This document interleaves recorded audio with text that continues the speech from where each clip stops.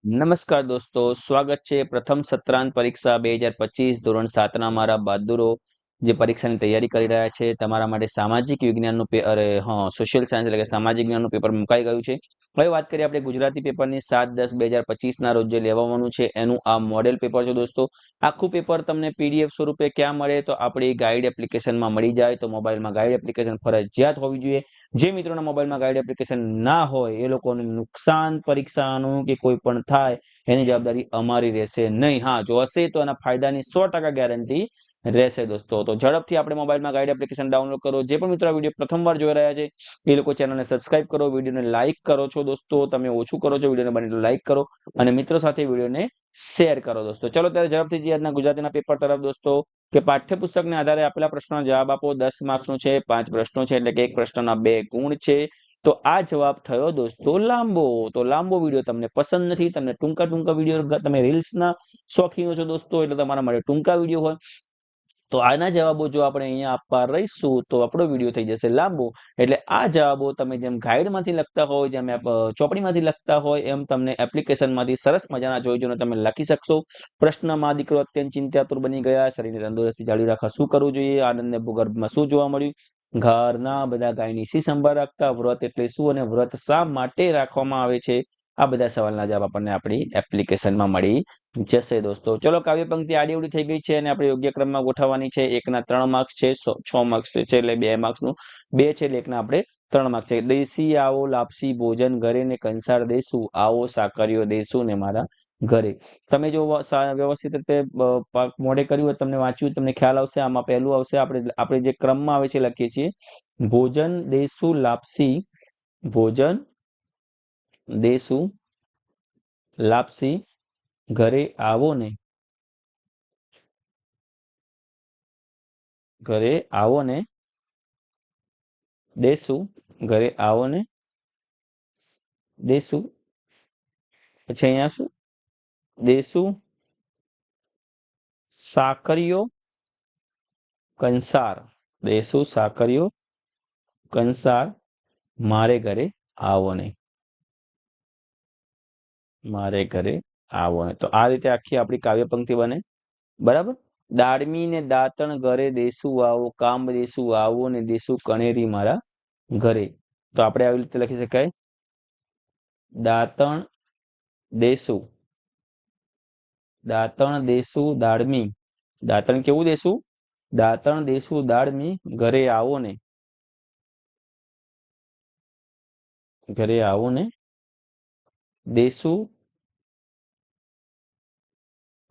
ઘરે આવો ને દેશું. પછી લખીશું દેશું કણેરી કાબ, દેશું કણેરી કાબ મારે ઘરે આવો ને, મારે ઘરે આવો ને. આ રીતે આપણે કાવ્ય પંક્તિ ગોઠવી શકીએ. ચલો, પ્રશ્ન નંબર 3 છે, નીચેના વાક્યમાં યોગ્ય સંયોજક મૂકીને વાક્ય ફરીથી લખો. આપણે વાક્ય વાંચતા જઈએ અને જો આપણને જેમ યોગ્ય લાગે એમ આપણે મૂકતા જઈશું. મેં એને કહ્યું નહોતું છતાં પણ ત્યારે મારું કામ કરી નાખ્યું. અહીંયા આવશે છતાં પણ. ગુરુવારે જો શાળામાં રજા હોય તો આપણે પુસ્તક મેળામાં જઈશું. અહીંયા તો સંયોજક આવશે. છત્રી હતી તે સારું થયું, નહીતર તું પલળી ગયો હોત, નહીતર. સાહેબ ખાલી જગ્યા સાહેબ કહેશે આપણે બાલ સભા ગોઠવીશું. જો સાહેબ કહેશે તો આપણે બાલ સભા ગોઠવીશું. કાલે હું મારા દાદા સાથે દવાખાને તેથી જવાનો છું, કાલે હું મારા દાદા સાથે દવાખાને જવાનો છું, હું રમવા નહીં આવી શકું. અહીંયા આ ભૂલ છે દોસ્તો. અહીંયા આવશે દવાખાને જવાનો છું, અહીંયા આવશે તેથી હું રમવા નહીં આવી શકું. બરાબર. પ્રશ્ન નંબર 2 ની વાત કરીએ, નીચેના યોગ્ય વિરામ ચિહ્ન મૂકો. દીપિકા પાસે નોટ, પેન્સિલ, રબર, ચોપડી છે. તો આપણે લખી શકીએ દીપિકા પાસે, પછી નોટ, પછી અલ્પવિરામ, પેન્સિલ, અલ્પવિરામ, રબર, અલ્પવિરામ, ચોપડી વગેરે છે. અહીંયા પૂર્ણ વિરામ આવશે. બરાબર. ચલો, પિનલ પાણી લઈને અમને આપ. તો પિનલ, પછી અહીંયા અલ્પવિરામ આવશે, પાણી લઈને અમને આપ. અહીંયા પૂર્ણ વિરામ આવશે, બરાબર. ચલો, બાપુજી ક્યારે અમદાવાદ જવાના છે? તો બાપુજી પછી અહીંયા અલ્પવિરામ ક્યારે અમદાવાદ જવાના છે. ક્યારે આવ્યું એટલે પ્રશ્નાર્થ ચિહ્ન. ખબરદાર તો અહીંયા લખો ખબરદાર, પછી અહીંયા ઉદ્ગાર ચિહ્ન, ત્યાં જ ઊભા રહેજો, ત્યાં જ ઊભા રહેજો. અને અહીંયા અરે મારા સાબ, અહીંયા આપણે લખીશું અરે મારા સાબ, પછી અહીંયા ઉદ્ગાર ચિહ્ન, શું ભગવાનને બચાવતા નથી આવડતું? અહીંયા પ્રશ્નાર્થ ચિહ્ન. ચલો આગળ જોઈએ દોસ્તો. નીચે આપેલા તળપદા શબ્દોનો શિષ્ટ રૂપ આપો. અહીંયા સાહેબ લખ્યું છે, તો આપણે આને શિષ્ટ રૂપમાં લખી શકીએ સાહેબ. આવ્યા એટલે આવ્યા, તો અહીંયા આપણે લખી શકીએ આવ્યા. ત્યારે એટલે ત્યારે, ઇમને એટલે એમને, અને કાઢ્યું એટલે કાઢ્યું, કાઢ્યું, બરાબર. ચલો ત્યારે આગળ જોઈએ. કૌંસમાં આપેલો શબ્દ કરીને વાક્ય પરિવર્તન કરો. રડતા બાળકને છાનું રાખવાનું ઘણું અઘરું કામ છે. આપણે શકીએ કે રડતા બાળકને છાનું રાખવાનું કામ ઘણું કઠિન છે. આપણે રીતે લખી શકીએ રડતા બાળકને છાનું રાખવાનું કામ ઘણું કઠિન છે. ગૌરી ગાયનો કરુણ સ્વર મારા કાને પડ્યો. તો ગૌરી ગાયનો કરુણ સ્વર નીકળી જશે. ગૌરી ગાયનો અવાજ મારા કાને પડ્યો. રાત્રે સપનામાં સોનાની નગરી દેખાઈ. તો સપનાની જગ્યાએ આવશે સમણું. રાત્રે સપનામાં સોનાની નગરી દેખાઈ. શેઠે કૂતરા પર દયા દર્શાવી. દયાની જગ્યાએ આપણે રહેમ કરીશું. શેઠે કૂતરા પર રહેમ દર્શાવ્યો. માતાનું રુદન જોઈને સૌની આંખો ભીની થઈ ગઈ. આક્રંદ. માતાનું જગ્યાએ માતાનો આક્રંદ, અહીંયા નો થશે અને અહીંયા થશે આક્રંદ જોઈને સૌની આંખો ભીની થઈ ગઈ. શબ્દ સૌ માટે એક શબ્દ. ઉપચાર પૂરતું જ સાચું નહીં, તો આપણે તેને કહી શકીએ ઔપચારિક. પછી વસ્તુને પાન કે કાગળમાં લપીને પોટીકું જેવું કરેલું બાંધણ, તો આપણે એને કહીએ પડીકું. પછી ઘરમાં પાણીના વાસણ રાખવાની જગ્યા, આપણે ઘરે એને કહીએ છીએ પાણીયારું. શ્રાવણ માસની અંધારી પાંચમે, તો એને આપણે કહીએ નાગ પાંચમ. હમણાં ગયો તહેવાર રાધણ છઠ શીતળા સાતમ, બરાબર. દેવને ધરાવેલી ખાવાની વસ્તુ પ્રસાદ, તો એને આપણે કહીએ નૈવેદ્ય. ચલો ત્યારે પ્રશ્ન નંબર 5. નીચેના વાક્યમાંથી વિશેષણ શોધીને લખો. વિશેષણ શું છે? તો ગોળ સ્ટેશનેથી ગામ સ્ટેશનેથી 16 કિલોમીટર દૂર છે. તો આ 16 છે એ વિશેષણ છે, સંખ્યાવાચક. તૂટક વાતોમાંથી, અહીંયા આપણે લખીશું 16. તૂટક વાતોમાંથી મને જાણવા મળ્યું. અહીંયા આપણે તૂટક વિશેષણ છે. તમે કાલ્પનિક ઘોડા, તો અહીંયા કાલ્પનિક છે વિશેષણ. અને હરાયું ઢોર પાણી પીવે છે, તો અહીંયા હરાયું એ વિશેષણ છે. ચલો 5મું શું કહે છે? મારો ગભરું જીવ રડી પડ્યો, તો અહીંયા ગભરું છે એ વિશેષણ છે. ચલો ત્યારે આગળ જોઈએ. બની નીચેની જોડણી સુધારીને લખો. તો કુટુંબ, તો કુટુંબની અંદર બધું બરાબર છે. કુટુંબ, અહીંયા કુટુંબ, બરાબર. સ્ત્રી, તો કુમારિકા, સ્ત્રી પણ બરાબર છે, સાચું જ છે. શેઢકડું, શેડકઢું, શેઢકડું ની જગ્યાએ આપણે લખી શકીએ શેડકઢું. કુમારિકા, કુમારિકા. વિચિત્ર, તો આ રીતે લખી શકાય વડ સાવિત્રી, આપણે લખી શકીએ વટ સાવિત્રી. પેટીયું, તો અહીંયા આવશે પેટીયું. આપેલા ફકરા ધ્યાનથી વાંચો. પ્રશ્નો ચલો વાંચો. અમારા નાનકડા ગામની શાળા સર્વોદય વિદ્યા મંદિરમાં કબડ્ડી, ખોખો, લંગડી અને વોલીબોલ જેવી સાંઘિક રમતો માટે પૂરતું ધ્યાન અપાય છે. કબડ્ડી મને ખૂબ ગમે છે. કબડ્ડી ભારતનો પૌરાણિક રમત છે. દેશમાં જુદા જુદા નામે રમાતી આ લોક રમત બિન ખર્ચાળ છે. તેમાં બળ, ચપળતા અને સંઘ કાર્યના ખમીનની કસોટી થાય છે. હું શૈલેન્દ્ર અમારી શાળાની કબડ્ડીના ટીમનો કેપ્ટન છું.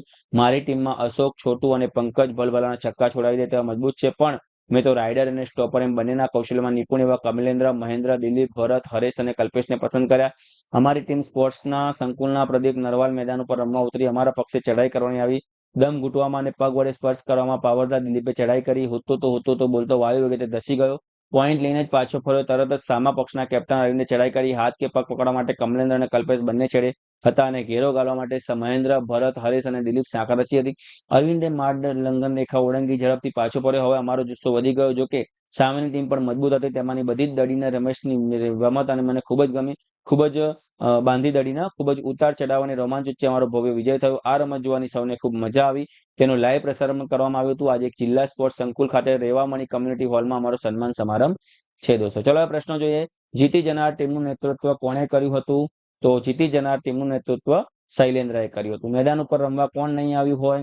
તો મેદાન ઉપર રમવા માટે પંકજ નહીં આવ્યો હોય. પ્રારંભમાં એક ટીમના કેટલા ખેલાડીઓ મેદાનમાં રમવા ઉતર્યા? તો 7 મેદાનમાં ઉતર્યા. ચઢાઈ કરનાર ખેલાડીનું કૌશલ્ય જણાવો. તો ચઢાઈ કરનાર કૌશલ્ય હતું પગ પકડવો, હાથ પકડવો, ઘેરો ગાળવો કે પગ વડે સ્પર્શ કરવો? તો પગ વડે સ્પર્શ કરવો. અને હવે અમારો જુસ્સો વધી ગયો. આ વાક્ય કોણ બોલે છે? તો આ વાક્ય બોલે છે એટલે કે શૈલેન્દ્ર. નીચેના ફકરામાં રેખાંકિત પદોનો યોગ્ય સરનામું મૂકી ફકરો ફરીથી લખવાનો છે આપણે. એટલે રાધા બહુ ડાયી દીકરી છે. પછી અહીંયા લખીએ તે રાધા કાઢ નાખવાનું. તે સમયસર બધું કામ કરે. તેના પપ્પા રજામાં તેને ફરવા લઈ જાય. એક દિવસ તેણે કહ્યું પપ્પા હું અને ભોલુભાઈ મેળામાં જઈએ. તેમણે હા પાડી અને